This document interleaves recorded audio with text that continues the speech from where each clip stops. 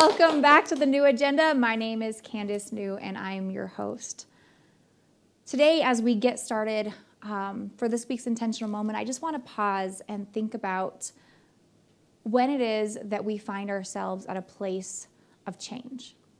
We've been talking a lot about the idea of having some overwhelm, maybe feeling a little bit uncertain, maybe some imposter syndrome, and kind of leading up to that idea of dealing with those things. And a lot of the things that we talked about were how to affirm where you are, how to feel confident in who you are, how to overcome those lies that we tell ourselves.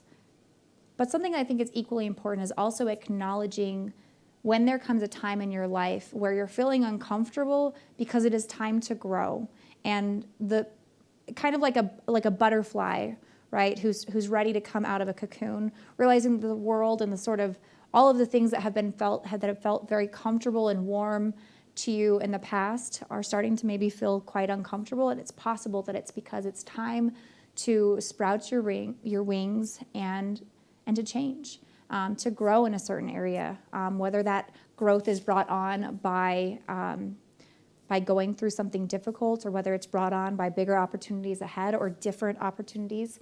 I think all of those things are super important. And so today I want to think about where in your life do you feel like you're going through some sort of maybe a metamorphosis? And if you're not, where are the areas that maybe it's time to push, start building that cocoon, start building that change, those moments of growth. So right now I feel like that's kind of where I'm at in my life, is going through and kind of shedding some of the old things, shedding some of the things that have maybe held me back or that have that no longer have a place in my life. And so there's some struggle there because we want to hold on to those things that we're comforted by. We want to hold on to those things that are familiar, those friends and those situations and those relationships even that we're used to, that we've kind of maybe even used maybe as a little bit of a crutch. So I want to challenge you to be steadfast in your pursuit of change and growth and in your pursuit of greatness, because greatness always requires growth. It requires that we just keep moving forward, that we keep growing, that we keep absorbing and allowing what we absorb to transform us. So today, as we get into talking about some cool things happening and meeting with some really awesome people, I just want you to keep that in the back of your mind, is how can I transform into the next version, the better version of myself? I'm very excited to bring on somebody who has inspired me for the last several years. Many of you out there in TV land as well, and who continues to be a shining star and is doing some really amazing things for our community here in Albuquerque and really kind of around the world. So I'm going to bring her out, and she's going to talk about a project that that we're excited about and hope you guys will join in and support as well. Catherine Smith, hello, darling. I'm so excited for you to be here. Hello. God, you're so tall. Okay, you can sit right here. Okay. So hi, welcome to my show. Thank you for having me. I definitely, in my mind, imagined you on my show before, but I guess I was dreaming. So you're my dream come true. You were dreaming as well. Well, that's a different conversation, girl. Watch out. Hey guys, sorry. You can turn the cameras off for just a minute. I'm just kidding. I'm so sorry. So now I have to gather myself. That's okay. Please hold. I'm so excited to have you on my show. Thank you. I know some things about you. Maybe they don't. Maybe they do. I know you've done a couple of interviews. This isn't your first rodeo. But so I'd love to hear a little bit about your journey as an artist. Can you tell me how you got started and all the things and blah, blah, blah? Yeah, so I am 19 years old, and I'm a freshman in college, but at the same time, I kind of grew up with a different childhood. Starting at around 13 years old, I've always had that, I saw that moment where I was like, oh, maybe I want to try to model. I grew up watching the Victoria's Secret fashion show, seeing the angels, and I said, that's what I want to do. And before you know it, my mom, she was like, let's go take some photos. And we would go out, we'd take some photos just either on her phone or on her camera. And at that moment, I was like, oh my gosh, I love standing in front of a camera. And then it was actually my hairdresser who told my mom, she was like, maybe you should stick her in a fashion show. And it was actually my first fashion show. They decided to put me in a jellyfish dress. What? Yes, Okay. it was a dress with a jellyfish on it. It was amazing. It was very iconic. And standing there at 13, 14 years old, I ended up walking in front of almost 3,000 people that day. Wow. And so that really kind of like started that career. And then the year after that, I was featured in Vogue for the first time. And that was actually the first time the designers, DeConti and Brown, who I walked for the previous year, that kind of got my career started. I was happy that it was them that I was first featured in Vogue with. And so that memory sticks with me forever. But now I have signed with agents in New York, in Mexico City, Dallas, LA, you name it. I've been signed with them in this country, and also obviously Mexico City. But it's just been kind of a growing career of mine. I still say that I'm kind of a beginner level. I haven't hit that mark where I'm like, okay, I'm a professional model yet. I don't even say that I'm a professional model yet, because I see my role models, my influences, and I'm like, I want to get to their standards. I want to get to their point before I even call myself a professional model. And yeah, that's kind of just a little bit of my story. There's so many other stories I could tell you. That kind of sums up how I've gotten here. Sure.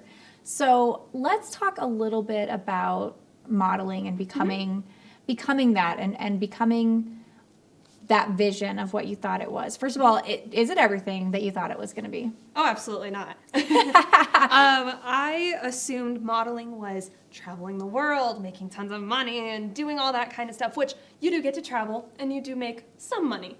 But you have to, again, I'm still a beginner, and until you reach that status of everybody knowing your name, that's when you're going to start bringing in that money, bringing in an income doing this job. And so I'm at the beginning, but even for the models that are just getting into it, it's slow and steady wins the race. You have to take your time, and when that moment strikes, when you get that career opportunity, you take it. And that's what I've learned. That's awesome. So I know that we have some pictures of you. Yes. I would love to see a couple of these pictures, and you can maybe tell us a little bit about them. Yeah. So this one was fabulous. This was in Dallas, and a funny story behind this one is we saw this little shop, we don't even know what it really was, and my photographer was like, actually my manager also, he said, get out of the car, I want to shoot you in front of there. And I was like, okay, what do you want me to wear? And he's like, put this coat on. And the shoes I had on at the time, I was just getting done from an interview, and he captured that shot and submitted it to Vogue. And that was, I believe, my second time in Vogue. Never really got the confirmation of if that actually got featured in the magazine. But yeah. That's incredible. Okay. And then this one was really fun too. So I ended up reaching out to this photographer in California. I said, hey, I want to collaborate with you. Is this something you'd be interested in? And she was like, oh, absolutely. Let's do it. And we just found this little garden in, I think, San Diego. And we shot that one. And that is fake fruit. That is not real fruit, which I had a really fun time messing around with. And then this one was also in California. It was very hot that day, if you couldn't tell by the real sweat that is on my face. This was in, I don't even know what beach this was at, but it was in California, which was one of my favorite shoots because one of my all-time favorite photographers, Denara, took this. And it's even put into I believe, an art show out there with her photography. So she really has a special place in my heart because she always looks for different things to put my photography in that she's taken. So I just love her for that. So I love that photo. It's incredible. And then, this was fun. So I had the opportunity to be in Mexico City for 2 months, and Zingara Swimwear reached out to me, and this is kind of, I forgot what this TV show was called, but it's kind of like the Good Morning America of the U.S. And so Zingara Swimwear, they're showing their new summer line, and that's me. That's awesome. So you were on this show, and you had to come out. Did you just have to do a model walk, or what did you have to do? So I actually love talking about this story because whenever I work with different models, I always tell them, sometimes you're never going to know what you're going to have to experience, and sometimes you just don't ask questions and just do what they tell you to do. And that was a 2-minute set, and I wore 6 bathing suits. What? In 2 minutes? In 2 minutes. How did you change so fast? Good question. So there was this, I guess you would say, cover, board that would cover just me. And I always say if that camera would have moved just slightly, they would have been showing a whole different show. because I was walking off, changing right then and there, and the other model was going on, and then we would switch Oh my gosh. instantly. So she had 5 bathing suits, I had 6 bathing suits, and we were just back and forth. And yeah, you can't be afraid to get dressed in front of everybody, or in front of people you don't know. Yeah. And so that's also another thing people don't realize about modeling is you don't get a dressing room sometimes. So sometimes you just got to strip down and put whatever they need you to put on next. Yeah. And then also, I believe it was that photo too, I actually forgot my shoes. So I walked out without shoes for I think 3 of the bathing suits, and the casting director was like, just do it. It's fine. It was I mean, bathing it's bathing suits. Yeah, That makes you sense, right? can't- Normally you're not wearing shoes with bathing suits technically, so. Yeah. What has been the funnest shoot that you've had the opportunity to partake in? So I did one shoot, I can't even tell you what the building was. It was either a church, a mansion. I like to call it the castle because there was just these big, huge rooms and big windows, and there was like even an underground, I don't even, basement area. But they actually sent you maybe a video. I don't know if it ever went through. Okay. But this was just one little, I don't know if they're going to play it or not before I explain it. But they had me shooting for a catalog around different parts of this castle mansion thing. Okay. And it was something I never imagined I'd be doing, because when I thought of, modeling, oh, there's the video. So that just kind of gives you an idea of how old and worn down this castle was. Mm-hmm. It was 3 hours out of Mexico City. Wow. Okay. Yes. And it was for a catalog shoot. And this is what I knew modeling was. It was having a huge crew. I think it was 70 people on that crew, on the production team. It was 4 models that traveled that way. And we just went through and did this catalog shoot. And I was like, this is what I love about modeling. And what were you were like, was it just different clothing pieces? Mm-hmm. Okay. Yeah, and it was so funny because I never thought my first big shoot would be a kids section. And so You didn't think that? Nah. And so, I don't know why, but at that time I was 17, and they were like, we're going to try to make you look like you're 12. And so I should have brought some pictures of me in the magazine, but I do look 12 or 13 years old in those photos. So I was like, You look 12 or 13 years old. thank you so much. I'm kidding. Yeah, but that was probably my favorite shoot because that was like, oh my gosh, I made it. And the crew was amazing, even though majority of them didn't speak English. And but my translator was amazing, and the whole team really, I guess, was caring for each other, especially when I didn't speak the language, which I thought was very special. Yeah. Mm-hmm. That's really awesome. So I know that you have something else coming up. Mm-hmm. Can we talk a little bit about what you're up to right now? Yeah, so other than the modeling side of me, I decided to take part in a different type of modeling, which is the production side of a runway show that I'm producing that's coming up April 2nd. And it is for the Locker 505 Student Clothing Bank Fashion Show, and all of the proceeds will go to Locker 505 Student Clothing Bank. Can we talk about what Locker 505 Student Clothing is? So they are a 501c3 nonprofit organization here in Albuquerque, New Mexico. And what they do is they provide school-appropriate clothing for kids in the Albuquerque area. Unfortunately, the director will be mad at me because I don't know what the specific counties are, but I know their main one is Bernalillo County, obviously. Mm-hmm. And they provide school-appropriate clothing for kids that come from low-income families or just sometimes need that extra assistance when it comes to their everyday clothes. And what I love about this organization, it's very personable. And so the personal shoppers, get to work with these kids one-on-one. These kids get to build their personality through their clothes. And I had the opportunity to even work in Cuba, New Mexico, and the stories you hear from these kids, I never thought that would ever happen to a child.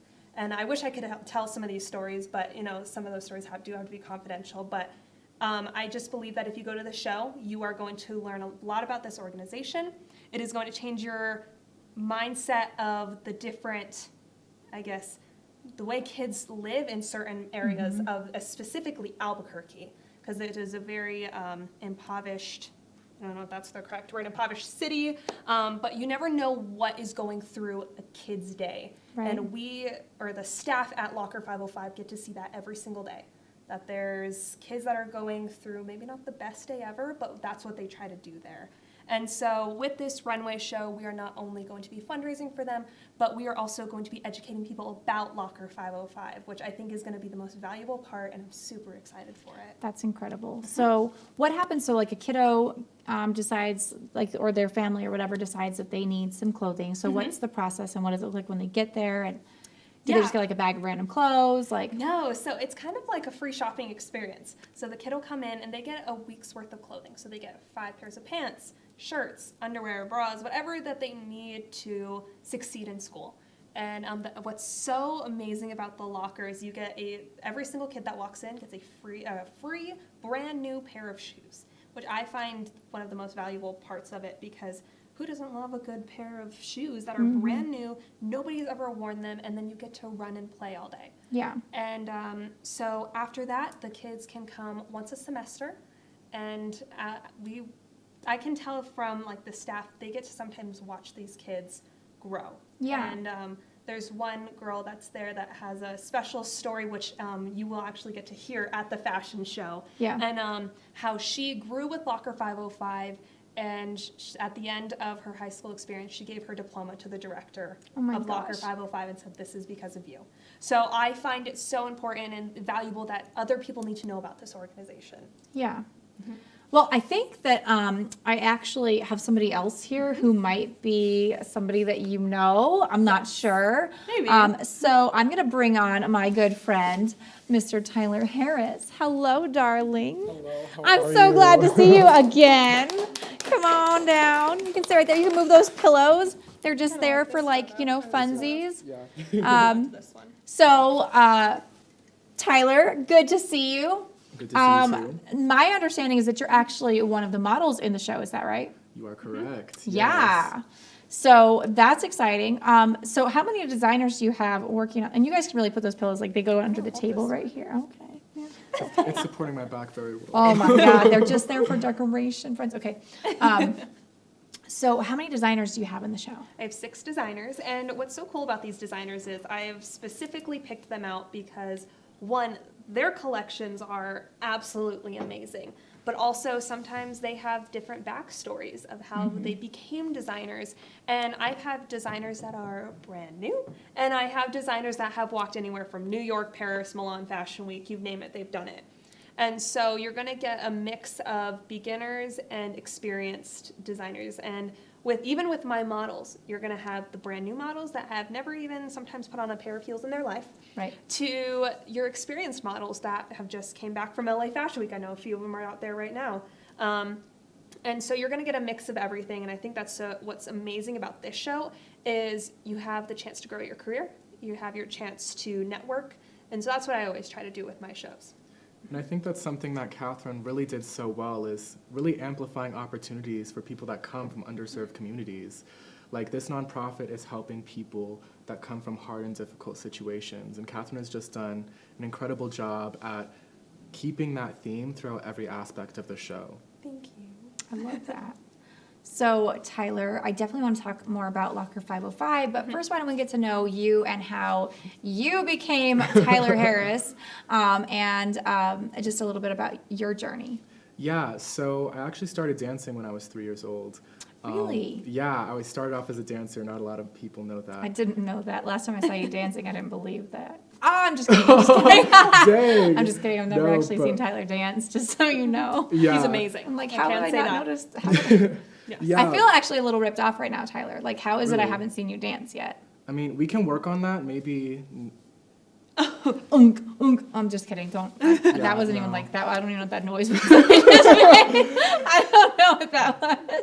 Yeah, but I started dancing when I was 3 years old, and from there I really took to it. When I was 5 years old, my father passed away. So it was really an emotional release, an emotional outlet for me, and really a safe place for me to go and express my feelings in a creative way. That was really healthy to me.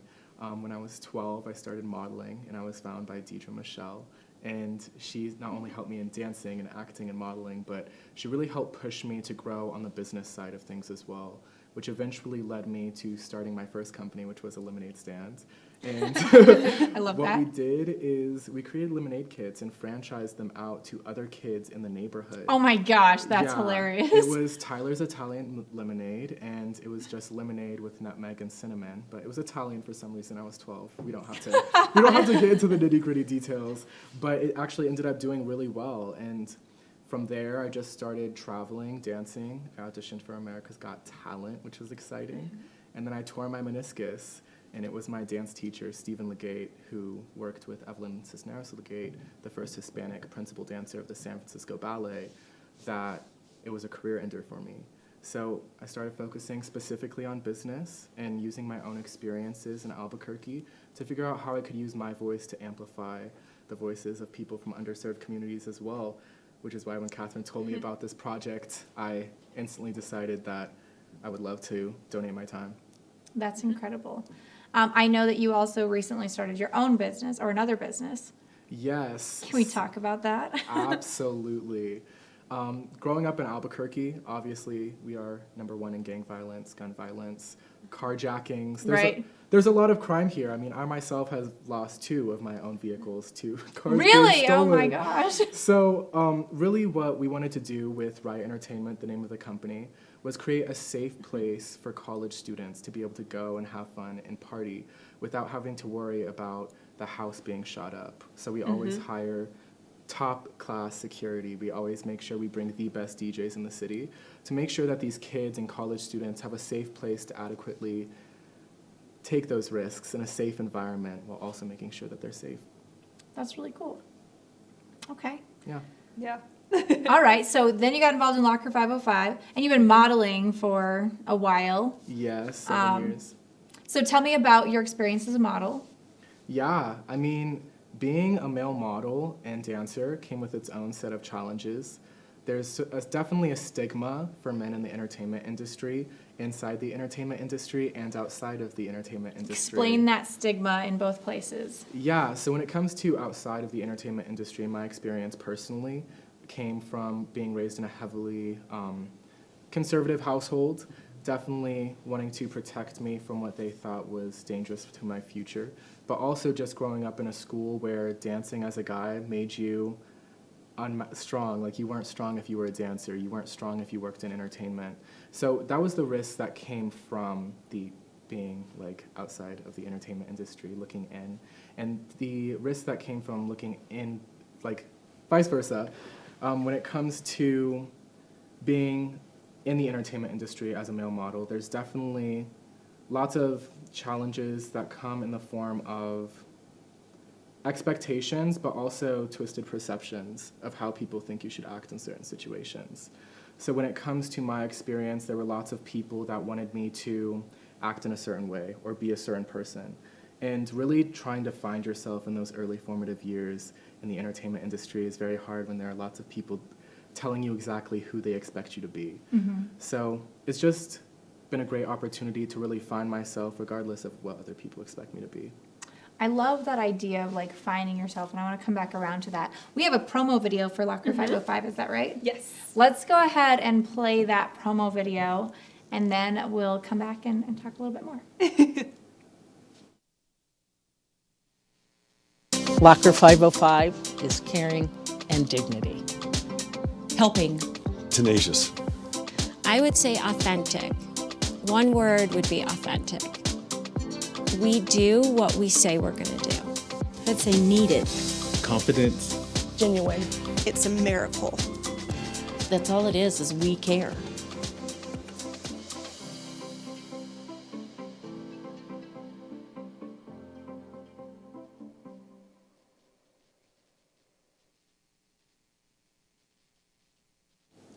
And so what's amazing about that video is I believe he was on this show, Alex Jack, the director. And he is amazing. First off, I have to give him props for everything that he has done. He has taken days out of to do this video. And so for him to volunteer his time to put one of the most brilliant videos together, I don't think I would have been able to get what I wanted from anybody else except from him. And so If there's anybody that I could say thank you to right now for that video, is him, because he was amazing with everything that was involved with it. That's awesome. And Catherine, I just gotta say, like, when I first met you at the beginning of August, the amount of time that you've put into really networking and trying to find every single aspect to make this show phenomenal, it's been incredible. Thank you. Like, just seeing you put in the effort and the time, like, I remember the first thing you asked me after you found out I worked in entertainment was, oh, do you know anyone with lighting? Yes. Like, I'm working on this incredible Yes. project. And, like, that kind of talent and that kind of, like, ambition and passion and drive that you have to really represent what you stand for in every single situation, personal or professional, it's just really impressive. Thank you so much. And yeah, I don't know if we've told you the story of how we met, but literally the day before our freshman year of college, we met each other, I think just crossing paths, and then we met at the Frontier.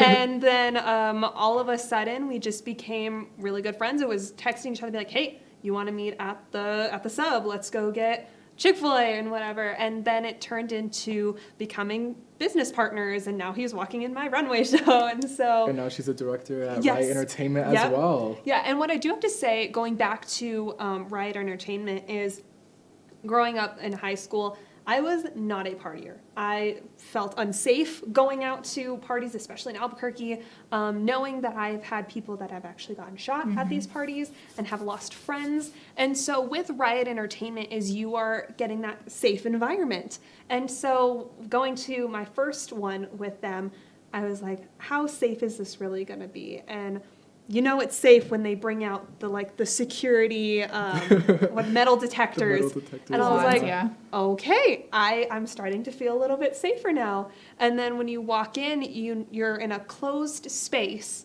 so you know, well, obviously you have ways to get in and out, but you're feeling safe, and you can actually party with people without worrying that anything's going to happen. And Danny, also who's in it, I feel so safe to go to him for anything. If there's a problem or a situation, he does not even hesitate to get anything solved or to get the problem solved. And so I do believe Riot Entertainment is going to be a new way of having a really good time for college students and feeling safe at the same time. Yeah, absolutely. And Catherine, it really warms my heart to hear that, being in Albuquerque and experiencing those things firsthand, just the other day, another student was shot at a house party. There are fights that are breaking out, and just knowing that you feel safe at our parties, it's something that really means a lot coming from the community. Yeah, and I've been to, how many have we had? 3, and no fights, no guns, nothing that I've heard of, which is amazing to hear,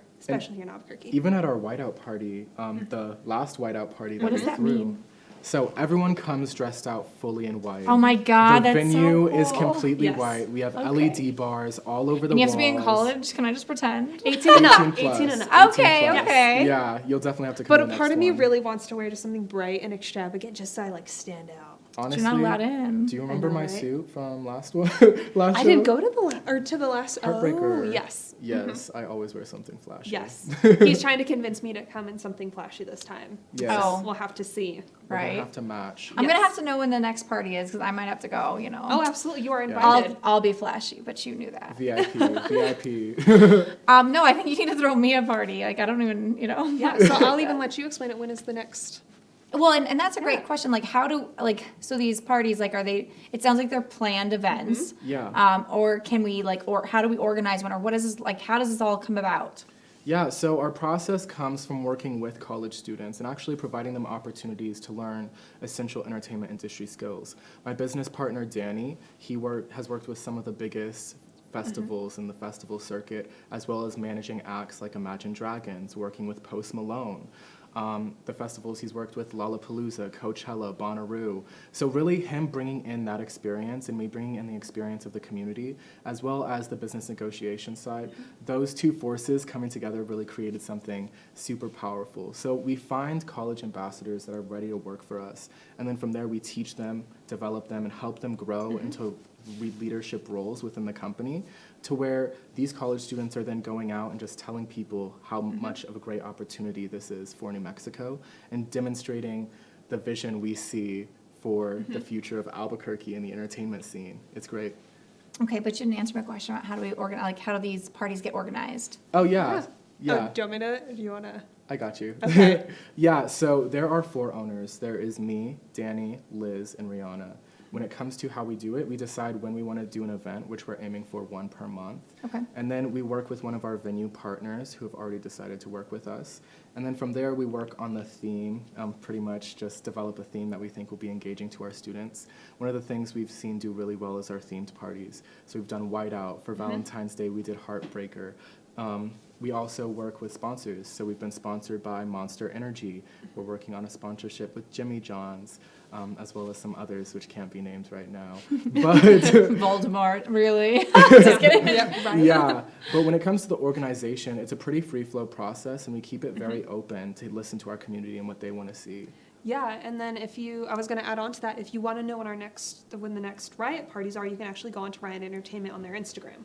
And you Okay. can always see when the next party is going to pop up and what the theme is. And sometimes they even throw out free TVs if you buy a ticket. And I don't know, you can explain how all that works with some of their we actually giveaways. just did a huge giveaway just to show support for the community. And we gave away a huge flat screen TV, and we also gave away a tattoo session from Nice. Yeah, from Nice. Albuquerque Inc. So Okay. we're always I know, listening to our right? college students and listening to what they want to hear and what they want to get, and give So it to we them. just want the hookup with the tattoo situation. Like, Yeah. how do I get the right ticket that gets the prize? Like, what's that? Like, what do I need to like slide Just you? gotta You know what I keep mean? buying If you want to tickets. buy out all of our Yes. tickets, that is 100% okay. Yeah. Yep. That is not what I meant. I need the VIP ticket that's like, oops, and you won. Oh. Oh, that's not how that works. We can give you free entry into the party. That's about as much as Well, we can you get. know, you know. All right, so getting back to, sorry, talking a little bit about, you mentioned about growth. First of all, like, you guys are so accomplished for the age that you are. So both of these kids are 19 years old, okay? So I don't want to, like, make them feel a certain way about that, because I know, like, when I was 19, I was like, oh, don't tell people, because I don't want people to know how young I am. But it's super impressive to be where you guys are at in your careers and as people, instead of thinking about all these, like, oh, how I could just, you know, kind of run wild. You are focused on giving back to the community, building your brand, building your business, building really an inheritance for your future, and building your own legacy right now, which is really forward focused, as opposed to a lot of people your age who are kind of stuck in still trying to figure out who they are, or not even there yet, right? Yeah. So how have you guys gotten to where you are right now, and what do you think, where do you think you're going next? Do you want me to start? You can start. Okay, so this might be a long explanation, but there's kind of two sides to the growth part of it. There's my community service side, and then there's the modeling side. So within the community service side, I started giving back when I was 7 years old, when I was having a bad day at school, and my parents were like, you want to know what a bad day is like? They took me to Joy Junction Homeless Shelter in Albuquerque, and we served Thanksgiving dinner. And they said, these people do not have a house to live under for Thanksgiving. At least you have that. So remember that there is always, you may have a bad day, but there is somebody out there that's having a way worse day than you are. And that was like, okay, now I'm going to try to help other people have a good day. And from there it was buying Christmas presents for the homeless shelter for the kids and then the parents. There was even at one point we did a whole event where we gave the kids horse-drawn carriage rides. Cool. But going to that growth part, when I started doing that and I started sharing it with like all my school friends and going into high school, and it started turning into, she's a tryhard. She's trying too hard. She wants to get all of this attention. She's a goody good girl. That's about it, but she doesn't care. And I was like, well, how can you do so much good in this world, but there's going to be people that just think you're trying too hard. Yeah. And so I've had to overcome that within actually going into pageantry. I found an outlet through that, because then you found other girls that were the tryhards of their community wanting to give back. And so you create that sisterhood that there is within pageantry, and that's why I started to love it so much. And then I think that's actually really interesting, because a Yeah. lot of people don't realize that pageants and pageantry is so connected to giving back to the community. Yes. A lot of times they're just like, oh, these girls trying to prance around with their Yes. tiaras. Yes. You know, so maybe you could talk briefly about that before you continue. Yes, so within pageantry, there's that common stereotype of Toddlers and Tiaras, which is that TV show where there's these screaming 3-year-olds with mothers that want to put a full face of makeup on them. And that is completely opposite of what pageantry is. It is these girls that want to make a change in their community, that want to give back, but also be these role models for the people around them. And I have been able to meet some of these girls that look up to me, and I didn't even think that I was doing much. But the parents came up to me and would be like, thank you. Thank you for showing her that there are people out there that are willing to be different compared to everyone else. Which, I mean, for me, I'm standing in New Mexico as a redhead with red hair, blue eyes, trying to like be something that's not the average teenager. And so that's what these kids were able to look up to. And that's kind of what I want to be the role model for, is if you put your mind to something and you want to do it, there should be nobody on this earth that should be able to stop you. Because there's always going to also be that one person that is going to believe in you. And I've had those people in my life that have gotten me to that next step. And where then there's those other people that are looking back at you that are being like, dang it, she actually did it. And so that's kind of like where that growth comes in. So it started with being 7 years old, having people tell you you're a tryhard.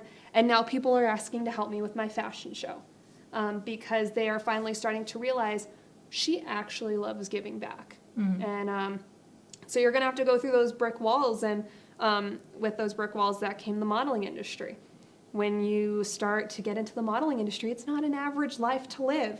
And so you get those people that are like, here we go, here's the model story again, which in high school, you hear the stories, oh, let me tell you about this soccer tournament that I went to, or this gymnastic meet that I did. Let me tell you about all of that, because that's normal high school things to do. Yeah. But hey, let me tell you about the time I did a shoot with Vogue. That's unnatural. That's unnormal in this world in high school. And so kids look down on me. When I was in high school, I think I had maybe 2 main friends I could talk to, and one of those friends actually thought I could succeed in the modeling industry. And now, getting out of high school, I've had some people actually apologize for how they treated me in high school, because they were like, oh my God, you're actually doing it. You're traveling the country, you're working with these brands, and I mean, it's only a few brands, but I'm getting there, and I was further than I was starting my freshman year when it started to actually pick up professionally. And I think that's one of those things that really gives like people like us that are really refuse to fit the mold Yes. of what is normal.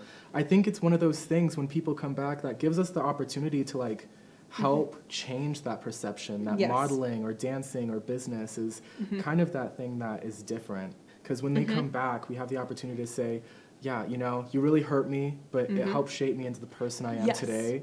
And I'm thankful for that, because it motivated me. Yeah, and whenever I always talk to people, you'll always know that I'll bring up my mom. She is my best friend, and I do have my best friend, of course, but when I talk about the person that I will always go to for everything is my mom, because she was the only, really, my parents were the ones that were like, okay, you want to do this, you're not going to give up, you're not going to let anyone get into your head, you just have to go out and do it.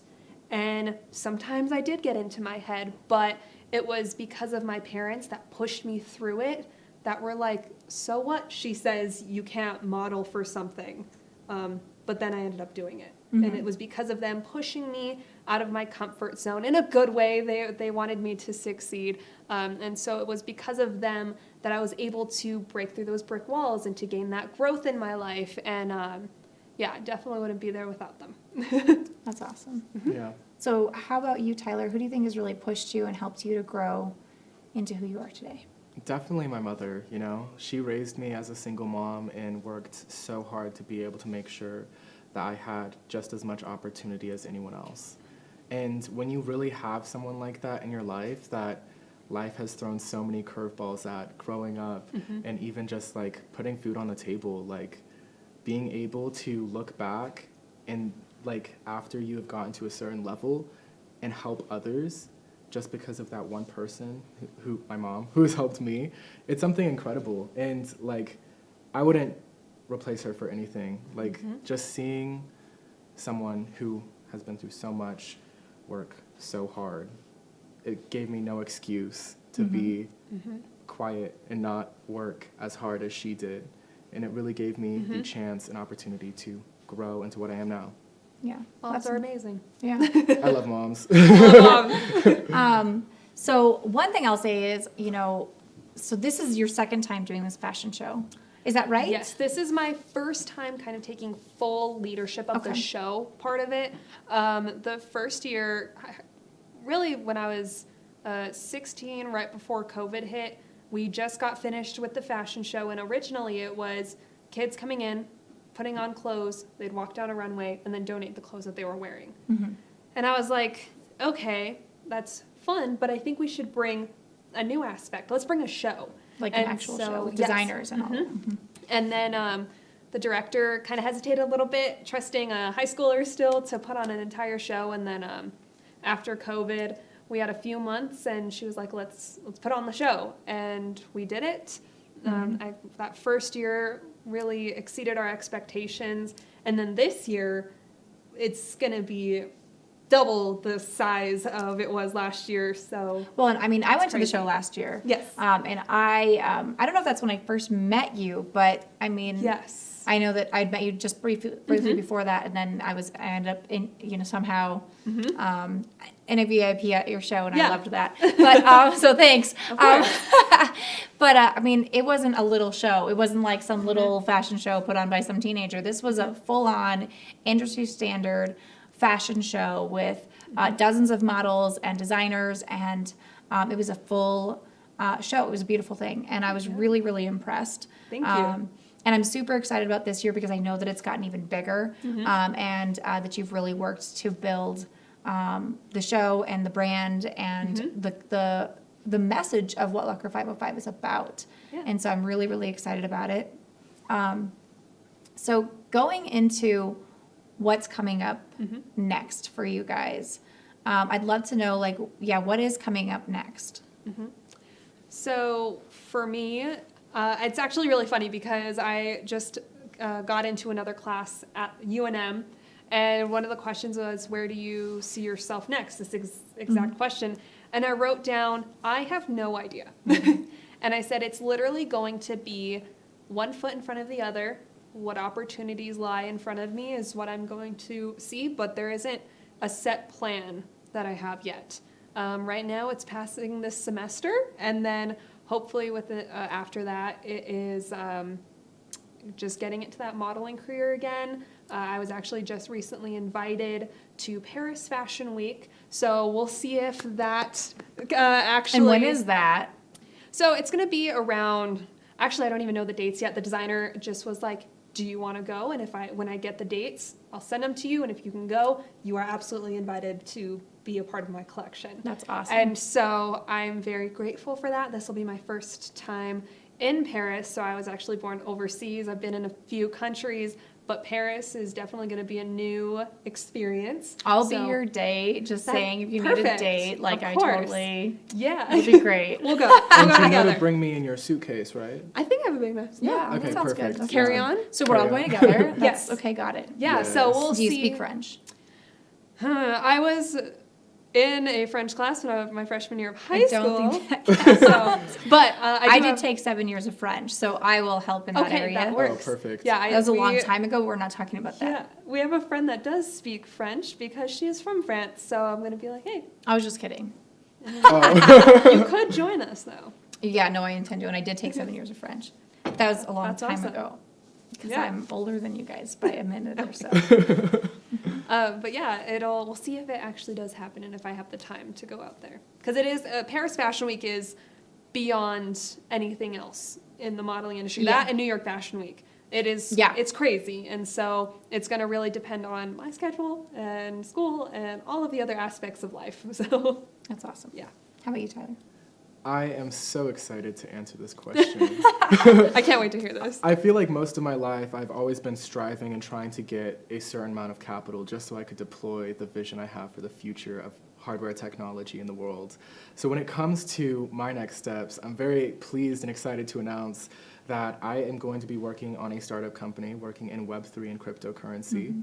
And we are going to be rivaling some of the largest and biggest hardware technology companies that are working in VR to create interoperable, decentralized hardware systems. You're saying a lot of words. I was just about to say, these are a lot Like, of could words. you Sorry, say this is the part in a where way? I geek out. Yeah. I'm gonna need to flip Yeah. your dictionary. Could you while just these- like maybe like dumb that down a little bit? Because like I didn't obviously major in hardware technology in college. Well, I'm Yeah. a business major, so that's as So good as when it gets. comes to Web3 and cryptocurrency, one of the biggest appeals to it is that it completely limits the need for a central bank. Right now, America is counting on the Federal Reserve, and obviously with the amounts of inflation and with the amounts of other problems that come with working in the Federal Reserve and the central banking system, where a select few get to decide the entire future of everyone who uses the USD currency. One of the things that is so big and so extravagant about cryptocurrencies is that it's run by the communities of the people who actually hold the currency. So it puts the power back into the hands of the people. Okay. And then on this cryptocurrency, we have blockchain technology. And pretty much what it is it's a digital ledger that you can put blocks of data on, and it tracks each transaction, but it can also hold data. It can store digital assets. So what we're doing is we're using these cryptocurrencies where people are already building They still don't stories. understand us. I know. I'm trying. We're using these cryptocurrencies where people have already been working on building these projects to create a system where people can use multiple cryptocurrencies throughout a bunch of different business verticals to purchase things. Imagine if you were going to Starbucks and instead of having to use cash, you can pay with a digital currency that's just in your wallet.